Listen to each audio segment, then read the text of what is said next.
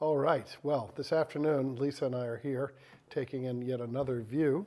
And super excited to have a painting by Frederic Church in Hudson. When I started out, this seemed so distant, and now we're here. So I thought Lisa could talk a little bit about it, its relevance locally and importance. Yeah, it's really exciting. It's a thrill, actually, to have a Frederic Church of this size and importance here in Hudson. We've got Olana right around the corner. This was likely painted in one of his studios on the property at Olana. It's from 1881. It's a view of Eibsee, which is a lake in Bavaria.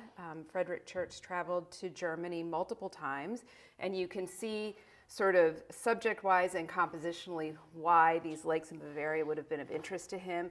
Quite similar to some of our Hudson River views that he's famous for. Like the Highlands, sort of? Yeah, exactly. Yeah. And this sort of perspectival view down the river that we've seen a bunch of church paintings that he did from the Olana property. So we can see why he was interested in this area.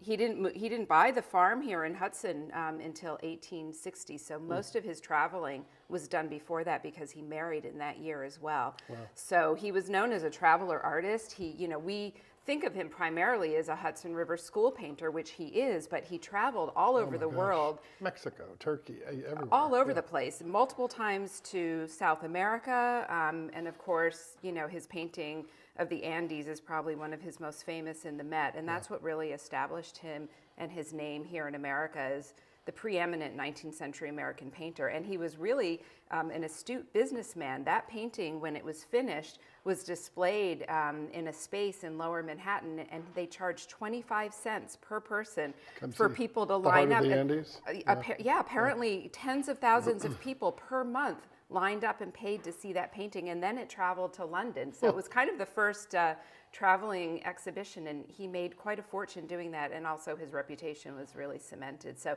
this painting is, as I said, from 1881, based on views and sketches that he likely did on one of his two earlier trips to Germany, and then he redid and formed his composition and finished the painting in his studio here in Hudson. So great Hudson history.